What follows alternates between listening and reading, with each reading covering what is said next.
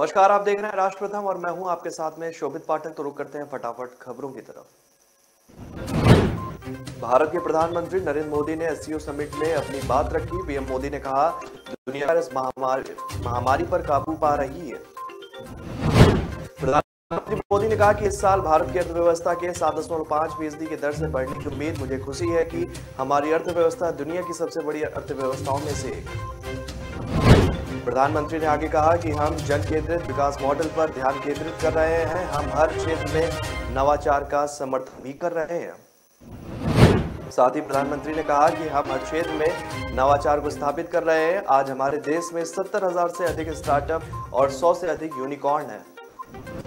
प्रधानमंत्री मोदी ने यह भी कहा कि एससीओ के सदस्य देश वैश्विक गिनती में लगभग 30% का योगदान देते हैं और विश्व की 40% जनता भी एससीओ देशों में निवास करती है। प्रधानमंत्री मोदी ने आगे कहा कि अप्रैल 2022 में डब्ल्यूएचओ ने गुजरात में अपने global centre for traditional medicine का उद्घाटन किया। डब्ल्यूएचओ द्वारा पारंपरिक उपचार के लिए यह पहला और एकमात्र वैश्विक केंद्र था। घोटाले का आरोप झेल रही सीएम अरविंद केजरीवाल ने कहा कि अगर कोई सबूत है तो सीबीआई को सौंप दे और 4 दिनों में गिरफ्तार कर ले। अरविंद केजरीवाल ने यह भी बयान बीजेपी के दूसरे स्टिंग ऑपरेशन के मामले पर दिया है, जिसमें बीजेपी ने वीडियो जारी कर घोटाले का आरोप लगाया है। केजरीवाल ने दिल्ली एमसीडी पर भी निशाना साधा। दिल्ली में जो लोग आते हैं वो चाहते हैं कि दिल्ली एक सुंदर शहर की तरह दिखे। हमने बहुत काम किए, लेकिन दूसरी राजनीतिक पार्टियां इसे जनता के सामने लाना नहीं चाहती। केजरीवाल ने कहा कि इन तीनों पहाड़ों पर हजारों करोड़ रुपए खर्चने के बाद भी ये कम नहीं हो रहे हैं, कोई प्लान नहीं है। अब खबर ये आ रही कि 16 नए कूड़े के पहाड़ बनाए जा रहे हैं। बिहार के पूर्व उप मुख्यमंत्री और बीजेपी के वरिष्ठ नेता सुशील कुमार मोदी ने कहा, मुख्यमंत्री नीतीश कुमार के मंत्री और विधायक मनबढ़ हो गए हैं। और सुशील कुमार मोदी ने मीडिया से बातचीत में यह बयान दिया।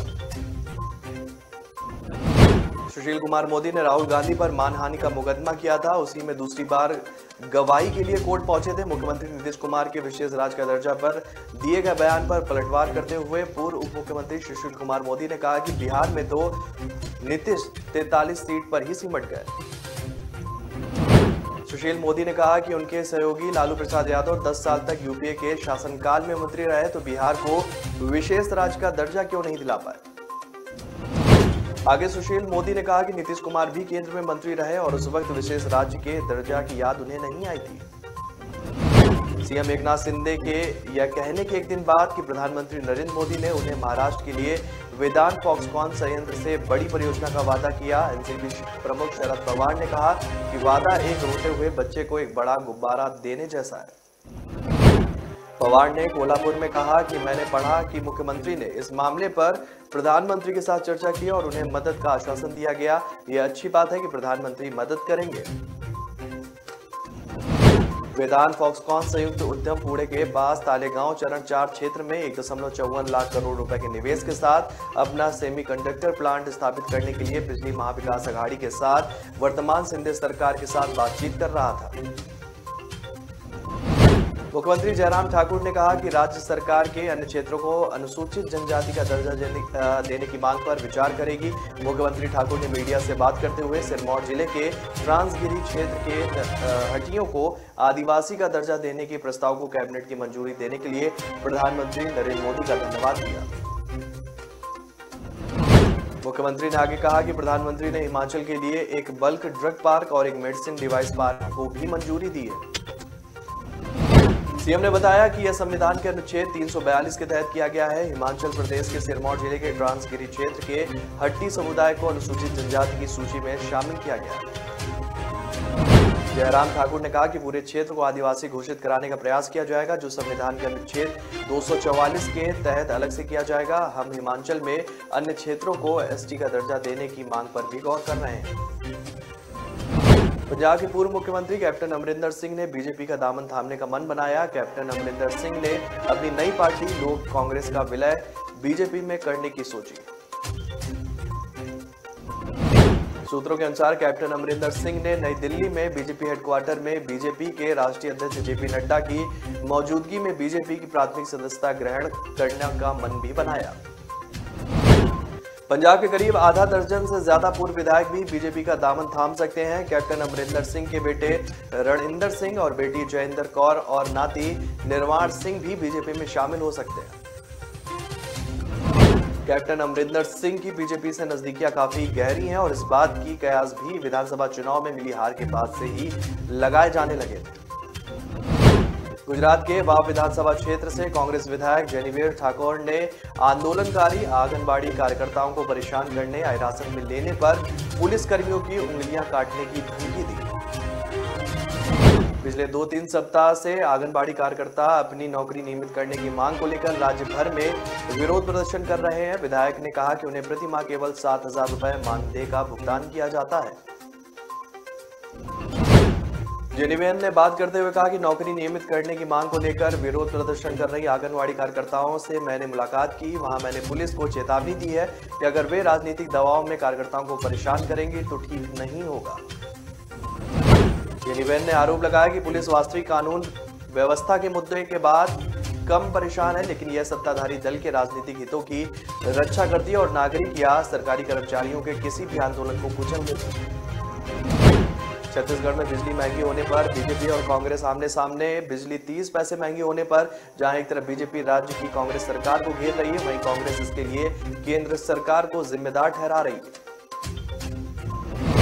मुख्यमंत्री भूपेश बघेल ने रायपुर हेलीपैड में मीडिया से बातचीत करते हुए आने वाले समय में बिजली और महंगी होने का संकेत दिया।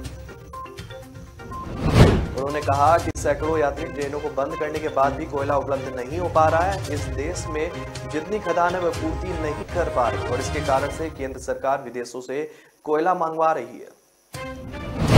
छत्तीसगढ़ से गुजरने वाली पैसेंजर ट्रेन के कैंसिल होने पर भी सीएम भूपेश बघेल ने केंद्र सरकार पर निशाना साधा। उन्होंने नाराजगी जताते हुए कहा कि केंद्र सरकार को इससे कोई भी लेना देना नहीं कि आम जनता क्यों परेशान है। हरियाणा के मुख्यमंत्री मनोहर लाल खट्टर ने रोहतक में एक जनसंवाद कार्यक्रम में एक बुजुर्ग महिला को अपनी जेब से 2500 रुपए निकाल कर दिए। वहीं उन्होंने अधिकारियों को बुजुर्ग महिला की विधवा पेंशन को तुरंत बहाल करने का भी निर्देश दिया। मुख्यमंत्री ने सामाजिक न्याय एवं अधिकारिता विभाग के अधिकारियों को निर्देश दिया, जिन भी बुजुर्गों की पेंशन परिवार पहचान पत्र की वेरिफिकेशन की वजह से कटी है, उस पेंशन को तत्काल ठीक करके बहाल किया जाए। रोहतक में मुख्यमंत्री ने जनसंवाद कार्यक्रम में आम जन की समस्याएं सुनी। इस दौरान बुजुर्गों की पेंशन कटने से जुड़ा मामला भी सामने आया।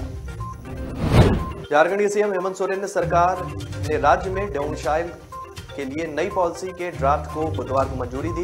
ये बिल के तौर पर विधानसभा में पारित कराए जाने और राज्यपाल की मंजूरी के बाद कानूनी रूप लेगा। इस पॉलिसी में झारखंड का स्थानीय निवासी होने के लिए 1932 के खतियान की शर्त लगाई गई है और इस पॉलिसी पर पूरे झारखंड में बहस भी छिड़ गई है। राज्य सरकार की तरफ से 1932 खतियान के आधार पर स्थानीय नीति परिभाषित किए जाने के मामले पर चाईबासा से कांग्रेस सांसद गीता कोड़ा ने कहा कि वो सीधे तौर पर इसका विरोध करती हैं। कांग्रेस सांसद गीता कोड़ा ने कहा कि इस कारण मुख्यमंत्री को इस पर विचार कर इसे वापस लेते हुए स्थानीय नीति स्पष्ट करनी चाहिए। सांसद गीता कोड़ा ने राज्य सरकार को चेतावनी दी कि अगर इस नीति को स्पष्ट नहीं किया गया तो कोल्हान की धरती आंदोलन से जल उठेगी। पुरी के शंकराचार्य स्वामी निशलानंद सरस्वती ने भी यूपी में मदरसों बनाए जाने की योगी सरकार के फैसले का खुलकर समर्थन किया। शंकराचार्य ने कहा कि हकीकत को सामने लाने के लिए जांच बेहद जरूरी। शंकराचार्य निशलानंद के मुताबिक मदरसों के साथ ही अगर कोई भी मठ मंदिर या मस्जिद किसी भी धार्मिक स्थल को लेकर कोई गंभीर आरोप लगा रहे हैं तो जांच के बाद उस कमी को दूर करना बेहद जरूरी। शंकराचार्य स्वामी निशलानंद सरस्वती ने कहा कि मदरसों को लेकर सर्वे का फैसला इसलिए भी गलत नहीं है क्योंकि कई जगह चौंकाने वाले मामले भी सामने आए।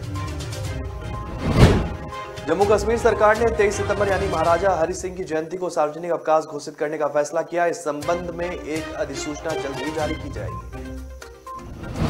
जम्मू कश्मीर के लोग लंबे समय से महाराजा हरि सिंह के जन्मदिन को सार्वजनिक अवकाश घोषित करने की मांग कर रहे थे।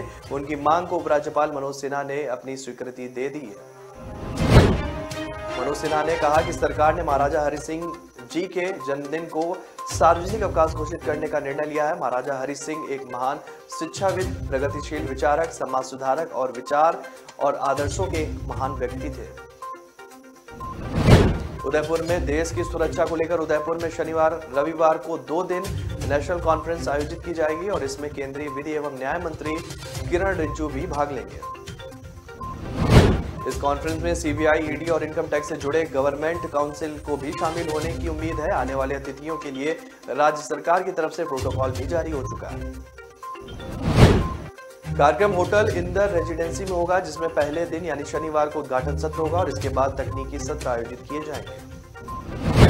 प्रोटोकॉल के अनुसार केंद्रीय विधि एवं न्याय मंत्री किरण रिजिजू 17 सितंबर की सुबह 8:15 पर प्लेन से उदयपुर पहुंचेंगे। केंद्रीय मंत्री रिजिजू एयरपोर्ट से 3:20 पर प्लेन से दिल्ली के लिए रवाना हो जाएंगे और इस प्रकार केंद्रीय विधि एवं न्याय राज्य मंत्री एसपी सिंह बघेल 16 सितंबर की सुबह 7:30 बजे रेल से उदयपुर पहुंचेंगे। दिल्ली का सफदरजंग अस्पताल अपने प्राइवेट वार्ड का उद्घाटन अब अक्टूबर की जगह 17 सितंबर यानी कि प्रधानमंत्री नरेंद्र मोदी के जन्मदिन पर करने जा रहा है। प्रधानमंत्री के जन्मदिन के अवसर पर मंडाविया ने स्वैच्छिक रक्तदान के लिए एक राष्ट्रव्यापी मेगा ड्राइव की योजना भी बनाई है।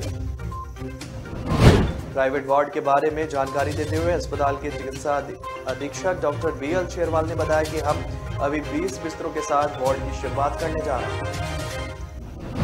सुप्रीम कोर्ट ने यूक्रेन वापस लौटे मेडिकल छात्रों का दूसरे देशों में एडमिशन आसान करने के लिए सरकार को एक पोर्टल बनाने का भी सुझाव दिया। इससे पहले केंद्र सरकार ने मामले पर जवाब दाखिल करते हुए कहा कि कानून इन छात्रों को भारत के मेडिकल कॉलेज में दाखिला दे पाना संभव नहीं। ये लोग यूक्रेन के अपने कॉलेज से सहमति लेकर दूसरे देश में डिग्री पूरी कर सकते हैं। 7 सितंबर को राष्ट्रीय चिकित्सा आयोग ने यूक्रेन से लौटे छात्रों के एडमिशन को लेकर आदेश जारी किया। एनएमसी ने यूक्रेन द्वारा पेश किए गए एकेडमिक मोबिलिटी प्रोग्राम को मान्यता देने के लिए सहमति दे दी थी। इन छात्रों को यूक्रेन की मूल यूनिवर्सिटी से ही डिग्री प्रदान की जाएगी और इसके साथ ही एनएमसी ने इन छात्रों को दुनिया की किसी भी यूनिवर्सिटी से पढ़ाई पूरी करने की अनुमति दे दी। साथ ही रूस की कई यूनिवर्सिटीज भी भारतीय स्टूडेंट को उनकी मेडिकल की पढ़ाई पूरी करने के लिए मदद देने के लिए आगे आई। इससे पहले सुप्रीम कोर्ट में सुनवाई के दौरान भारत सरकार ने कहा कि यूक्रेन के इन भारतीय स्टूडेंट का मामला विचाराधीन है। यूक्रेन में लगभग 20,000 भारतीय स्टूडेंट पढ़ाई कर रहे हैं। तो खबर फटाफट है मेरे साथ इतना ही। आगे की खबरों के लिए आप बने रहिए राष्ट्र प्रथम के साथ। तब तक के लिए नमस्कार।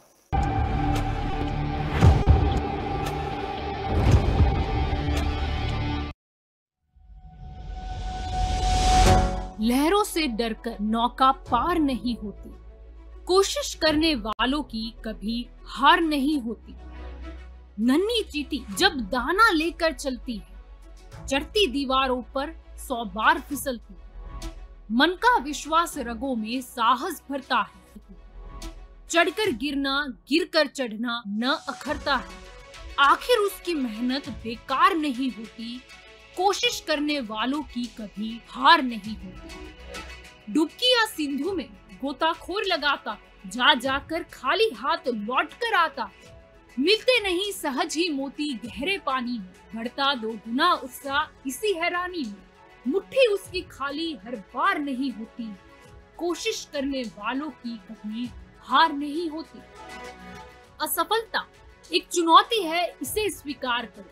क्या कमी रह गई देखो और सुधार करो। जब तक न सफल हो नींद चैन को त्यागो तो, संघर्ष का मैदान छोड़कर मत भागो तो। कुछ किए बिना ही जय जयकार नहीं होता।